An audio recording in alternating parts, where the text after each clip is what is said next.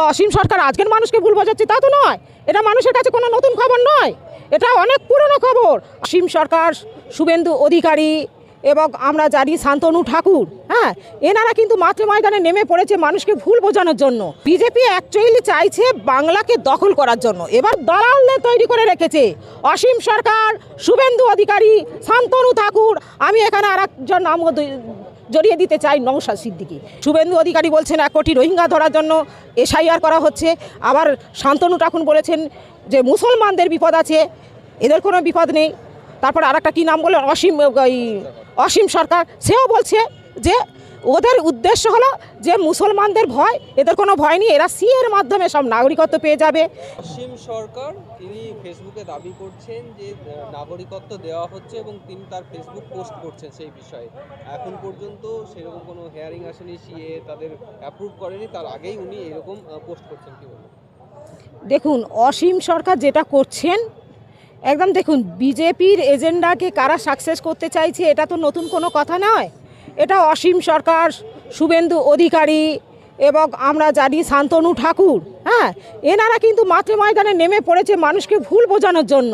জানা টানা প্রকারে ওরা মতুয়াদেরকে মানে ভুল বান্তি বুঝিয়ে এতদিন এসেছে। 2019 সালে যখন ভোটের সময় ওরকম বলেছিল সিএর মাধ্যমে এদের সবাইকে নাগরিকত্ব দেওয়া হবে, এদের কোনো সমস্যা নেই, এদের কোনো অসুবিধা হবে না।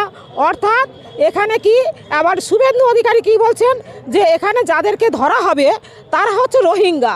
1 কোটি রোহিঙ্গা এখন পশ্চিমবাংলায় মানে ভারতবর্ষের মধ্যে ঘোরাঘুরি করছে, তারা ঘুরে বেড়াচ্ছে অনায়াসে, এখানে চাকরি নিচ্ছে, এখানে ডাকাতি করছে, এখানে চুরি করছে, এখানে ছিনতাই করছে।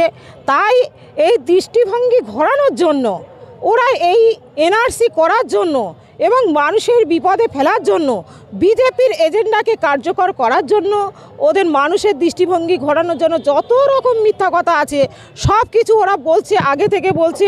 এটা নতুন কোনো খবর না যে এটা কিন্তু নতুন ইস্যু বা অসীম সরকার আজকের মানুষকে ভুল বোঝাচ্ছে তা তো নয়। এটা মানুষের কাছে কোনো নতুন খবর নয়, এটা অনেক পুরনো খবর। আমরা বুঝে গেছি যে পশ্চিমবঙ্গে কি হতে চলেছে। আজকের মানুষের কাছে পুরো ব্যাপারটা পরিষ্কার হয়ে গেছে।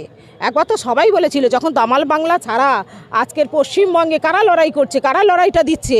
দামাল বাংলা একমাত্র বলেছে যে পশ্চিমবঙ্গে এনআরসি হবে, আসামের মতো হবে, এসআইআর হচ্ছে। ওরা প্রথমে ভুল বোঝালো। শুভেন্দু অধিকারী বলছেন 1 কোটি রোহিঙ্গা ধরার জন্য এসআইআর করা হচ্ছে, আবার শান্তনু ঠাকুর বলেছেন যে মুসলমানদের বিপদ আছে, এদের কোনো বিপদ নেই। তারপর আর একটা কী নাম বললেন, অসীম সরকার, সেও বলছে যে ওদের উদ্দেশ্য হলো যে মুসলমানদের ভয়, এদের কোনো ভয় নেই, এরা সিএর মাধ্যমে সব নাগরিকত্ব পেয়ে যাবে। কিন্তু আজকের অসীম সরকার বলতে পারবে কে বলেছে ওদের বাড়িতে নোটিশ যাচ্ছে না। এখন আমরা জানি অশোকনগর ওই সব এলাকায়, উদ্বাস্তু এলাকায় প্রচুর পরিমাণে যাচ্ছে। এবার ওরা বলছে না, কেউ বলছে কেউ বলছে না। আর এই বিষয়টা আজকের আমরা বুঝে গেছি যে বিজেপি কি চাইছে। বিজেপি অ্যাকচুয়ালি চাইছে, কিছু প্রশ্ন করছেন নাকি? বিজেপি অ্যাকচুয়ালি চাইছে বাংলাকে দখল করার জন্য। এবার বাংলাকে দখল করতে গেলে বাঙালিদের কিছু দালাল দরকার। বাঙালিরা দালালি করবে এরকম কিছু দালাল তাদের দরকার হয়ে পড়েছে। কারণ ভুল বোঝায় কারা, নিজের লোকেরা বোঝায় তো, বিশ্বাস করে কাকে, নিজের লোককে করে। তার মানে ওরকম কিছু দালালদের তৈরি করে রেখেছে অসীম সরকার, শুভেন্দু অধিকারী, শান্তনু ঠাকুর। আমি এখানে আর একজন নাম জড়িয়ে দিতে চাই, নওশাদ সিদ্দিকী। এরকম বহু দালাল আছে যাদেরকে দিয়ে মানুষকে ভুল বোঝানোর জন্য রাস্তায় নামিয়ে দিচ্ছে। আপনারা দেখতে পাচ্ছেন যত এসআইআর হচ্ছে, এনআরসি, এসআইআর মতে এনআরসি, এটা দামাল বাংলা প্রথম থেকেই বলেছে, আজও একই কথা বলছে। কারণ ওই ফর্মটা ফিল আপ করার পরে যা নির্দেশিকা পিছনে দেওয়া আছে তার মধ্যে মানুষকে সেই ডকুমেন্টসগুলো দিতে হবে পরে। ওইটা মানুষকে না দেখালেও এটা প্রথমে ওরা কি করলো, প্রথমে তোমরা ফর্মটা ফিল আপ করো, সব আমাদের কাছে চলে এসো। তার মানে সবটা গুছিয়ে নিয়েছে নিজেদের মতো করে। গুছিয়ে নেওয়ার পরে এবার প্রথমে কি বলল যে রোহিঙ্গা কারা। এখন প্রশ্ন হলো রোহিঙ্গা কারা? কেউ রোহিঙ্গা দেখেছে? রোহিঙ্গাদের ধরার জন্য এই এনআরসি চলছে, এসআইআর চলছে, রোহিঙ্গা কেউ চোখে দেখেনি।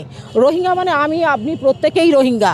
যদি আমাদের নামটা না হতে ভারতীয় যে নাগরিকত্বের যে তালিকা তৈরি হবে সেখানে আমার নাম না থাকলে আমি রোহিঙ্গা, আমাকে বলবে আমি রোহিঙ্গা, কারণ আমি ডকুমেন্টস দেখাতে পাচ্ছি না। তাই যার না থাকবে সেই রোহিঙ্গা হয়ে যাবে, সে হিন্দু মুসলমান বৌদ্ধ খ্রিস্টান যেই হোক। আর সর্বোপরি ওরা বাঙালিকে ধ্বংস করার কাজে নেমে পড়েছে, এটা পরিষ্কার বাঙালির কাছে। বাঙালি যদি আজকে না বুঝতে পারে, তাহলে যেমন ভারত স্বাধীন হতে 200 বছর লেগে গেছিলো, এখন আবার এই যুদ্ধটা চলবে, আরও 200 বছরও পেরিয়ে যাবে, মানুষ তবুও বুঝবে না। আপনি নওশাদ সিদ্দিকীর নাম নিচ্ছেন, নওশাদ সিদ্দিকী আজকে ওনাদের প্রতিষ্ঠা দিবস ছিল, সেইখানে থেকে সেই স্টেজ থেকে বলছেন যে রাজ্য সরকার সঠিক ইনফরমেশন সঠিক ব্যবস্থা করছে না বলেই এসআইআরে মানুষের নাম। আচ্ছা, কিভাবে নওশাদ সিদ্দিকী কোন সঠিক তথ্য মানুষের কাছে দিয়েছে? কারণ আপনারা প্রত্যেকেই জানেন, ধর্মতলায় যখন ওদের একটা মিটিং হলো, বড় করে মিটিং করার চেষ্টা করলো, তখন থেকে নওশাদ সিদ্দিকী কী বলেছিল যে মুসলমানদের কোনো ভয় নেই। কারণ বাংলা ভাগ হয়েছিল, হিন্দুরা চলে এসছে বাংলাদেশ থেকে, মুসলমানরা আসেনি। তাহলে মুসলমানরা এখানকার নাগরিক, ওরা নাকি দাদুর কবরস্থান দেখালেই ওরা নাগরিকত্ব পেয়ে যাবে। তাহলে আজকের বলুন তো এসআইআরে কাদের ডাকছে? লক্ষ লক্ষ লক্ষ লক্ষ বলা ভুল হবে, কত লক্ষ বলবো সেটা গুনেও হিসাব করে বলা যাবে না।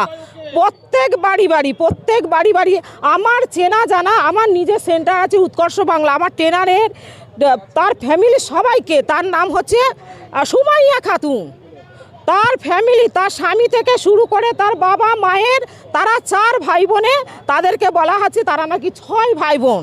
তাহলে 6 ভাই বোন মুসলমানদের কেন হলো? তাহলে 6টা ভাই বোন যখন, তাহলে নিশ্চয়ই বাংলাদেশি। কেউ বাবা সাজিয়েছে ওনাকে, বাংলাদেশ থেকে নাম লিখিয়েছে। তাহলে নওশাদ সিদ্দিকী আজকের কি তাদের বলতে পারবে যে তোমার এসআইআরে দেখেছে দাদুর কবরস্থানটা দেখিয়ে দাও? এটাই তার প্রমাণ।